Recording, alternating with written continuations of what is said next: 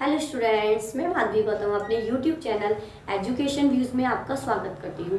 किसी भी एग्ज़ाम की प्रिपरेशन हो, सबसे पहले आपको अपने सिलेबस को 2 से 3 बार अच्छे से स्टडी कर लेना चाहिए, क्योंकि यदि आपने अपने सिलेबस को अच्छे से पढ़ रखा है तो आपको उस एग्ज़ाम की प्रिपरेशन करने में बिल्कुल भी दिक्कत का सामना नहीं करना पड़ेगा, क्योंकि कोई भी एग्ज़ाम एक सिलेबस के अकॉर्डिंग ही बनाए जाते हैं।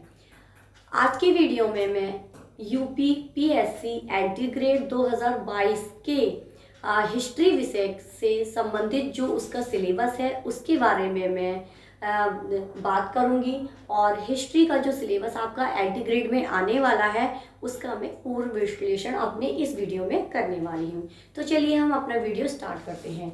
देखिए स्टूडेंट्स, आपको ये बात बहुत अच्छे से पता होगी कि अगर आप एंटी-ग्रेड में एसएसटी विषय के साथ में फॉर्म को फिल करने वाले हैं तो आपको इन मतलब जो 4 विषय हैं उनमें से कोई 2 विषय आपने जो कि ग्रेजुएशन में पढ़ रखे हैं, जो जिन सब्जेक्ट्स के साथ आपने ग्रेजुएशन किया है उन्हीं से आप फॉर्म को फिल कर सकते हैं। तो जिन बच्चों ने अपना ग्रेजुएशन हिस्ट्री और सेकंड कोई भी आपका विषय हो उसके साथ क्लियर किया है तो आप एंटी-ग्रेड एग्जाम्स में उस विषय से फॉर्म फिल कर सकते हैं। तो देखिए, मैं आपको हिस्ट्री का जो सिलेबस है जो कि एंटी-ग्रेड में आने वाला है उसको मैं बहुत अच्छे से आपको समझाने वाली हूँ। तो चलिए हम अपने वीडियो स्टार्ट करते हैं। देखिए, सबसे पहले बात कर लेते हैं हम प्रागैतिहासिक काल। तो देखिए, आपका जो सिलेबस है उसका जो पहला पॉइंट है वो है आपका प्रागैतिहासिक काल, यानी कि आपको प्रागैतिहासिक काल को अच्छे से पढ़ना है। और इसमें मतलब आपको पता ही होगा कि ये वो काल होता है जो जिसमें मतलब लेखन विधि नहीं थी, ठीक है। और इसको 3 भागों में भी पुरापाषाण काल, नवपाषाण काल और भी कई कालों में इसको बांटा गया है। तो ये सब आपको अच्छे से अपनी जो भी आपकी बुक्स हैं उससे आपको पढ़ना है। नेक्स्ट है आपका जो पॉइंट वो है सिंधु घाटी सभ्यता। तो सिंधु घाटी सभ्यता में आपको हड़प्पा संस्कृति, मोहनजोदड़ो है आपकी, और पत्थर से जो औजार बनाए जाते हैं उससे रिलेटेड जो संस्कृति है उस पर आपको विशेष ध्यान देना है।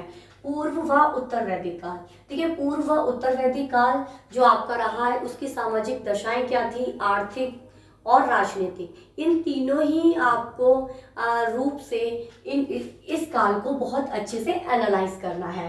नेक्स्ट है आपका जैन धर्म, बौद्ध धर्म, शैव और वैष्णव धर्म। देखिए, ये जो आपके चारों धर्म है इनकी क्या क्या शिक्षाएं थी, ठीक है। इनके द्वारा जो ये धर्म है इनका विकास कैसे हुआ, किसके द्वारा किया गया, इनके प्रवर्तक कौन रहे हैं, क्या समय रहा है, इन सभी चीज़ों को आपको बहुत अच्छे से रीड करना है।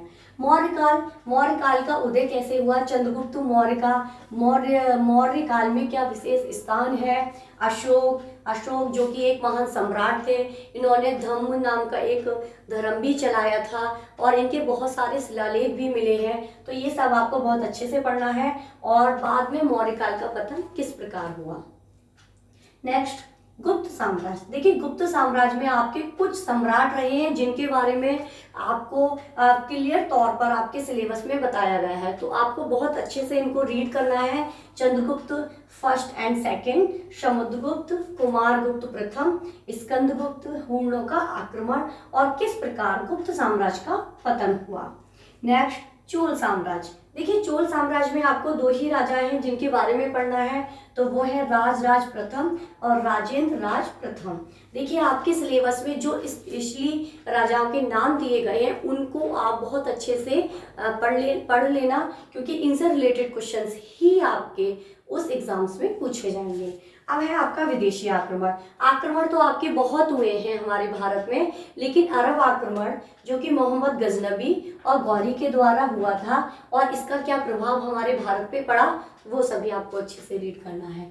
दिल्ली सल्तनत। देखिए, दिल्ली सल्तनत में बहुत सारे आपके मतलब कि सम्राट रहे हैं। कुतुबुद्दीन ऐबक आप ले लीजिए, कुतुबुद्दीन ऐबक से लेकर लोधी साम्राज्य, तो वहाँ तक जिन राजाओं का जिन जो भी आपके मतलब कि सम्राट रहे हैं उन सब के बारे में आप अच्छे से रीड कर लीजिएगा। मुगल काल हो गया, मुगल काल में भी आपके जैसे अकबर है, बाबर, हुमायूं और जहांगीर है, शाहजहां, औरंगजेब, तो इन सब के क्या क्या शासनकाल रहे हैं, इनकी क्या विशेषताएं थी इनके शासनकाल की, और इन्होंने कौन कौन से युद्ध किए हैं, तो वो सारी चीज़ें आपको बहुत अच्छे से क्लियर करनी है। बहमनी, विजयनगर साम्राज्य, मराठों का उदय पतन, और मराठों में विशेष तौर पे आपको शिवाजी को पढ़ना है।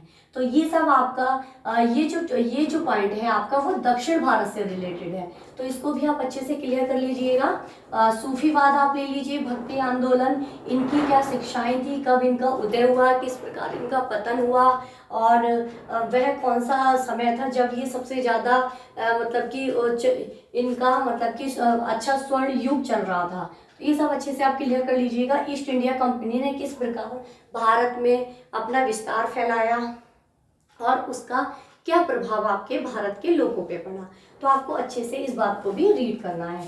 आधुनिक भारत में कृषि, उद्योग धंधे, शिक्षा और व्यवस्था। देखिए आधुनिक भारत में आपको कृषि की क्या क्या विशेषताएं रही हैं, उद्योग धंधे किस प्रकार हुए और शिक्षा व्यवस्था किस प्रकार बनी, तो ये सब आपको अच्छे से पढ़ना है। और 1857 की क्रांति, देखिए ये बहुत मेन टॉपिक है 1857 की क्रांति, क्योंकि इसके बाद ही हमारे यहाँ पे परिवर्तन होने शुरू हो गए थे, तो ये आप अच्छे से रीड कर लीजिएगा। आधुनिक भारत में पुनर्जागरण, सभी धर्म सुधार आंदोलन, हमारे यहाँ पे जैसे बाल विवाह है और विधवा विवाह है ना, तो सती प्रथा, ये बहुत सारी कुरीतियाँ थी जिनके लिए जो है धर्म सुधार आंदोलन भी काफ़ी सारे हुए हैं, तो आपको उन सभी धर्म सुधार आंदोलनों को पढ़ना है। राष्ट्रीय आंदोलन की बात कर लेते हैं, तो इसमें आपको असहयोग, सवर्णीय अवज्ञा आंदोलन और भारत छोड़ो आंदोलन, तो ये आपके 3 आंदोलन है जिसको आपको बहुत अच्छे से रीड करना है।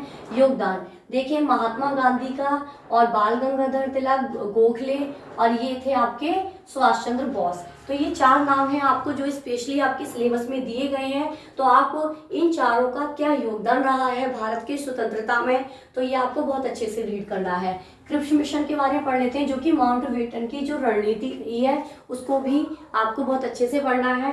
और स्वतंत्रता से लेकर 1950 तक भारत का जो सफरनामा रहा है वो आपको पढ़ना है। तो देखिए मैंने अपनी वीडियोस में आपको बहुत अच्छे से जो हिस्ट्री का सिलेबस है उसको पूरा विश्लेषण करके बताया है, और अगर आप इन टॉपिक्स को अच्छे से पढ़ लेते हैं तो आप 60 नंबर आप आसानी से गेन इसमें कर सकते हैं। तो ये तो रहा मेरा वीडियो। अगर आपको मेरा वीडियो पसंद आया हो तो आप इसे सब्सक्राइब कर लीजिएगा, क्योंकि मैं आने वाले वीडियोस में हिस्ट्री के अलावा जो 3 विषय आपके बचे हैं उनका सिलेबस भी मैं आपको लेकर आऊँगी और अच्छे से आपको विश्लेषण करके बताऊँगी कि आपको क्या पढ़ना है। और मेरी इस बात को आप हमेशा याद रखिएगा कि अगर आप किसी भी एग्ज़ाम की प्रिपरेशन कर रहे हैं तो उसके लिए आपको सिलेबस को बहुत ज़्यादा अच्छे ध्यान से पढ़ना होगा, तभी आपकी जो प्रिपरेशन है वो बहुत आसान हो जाएगी।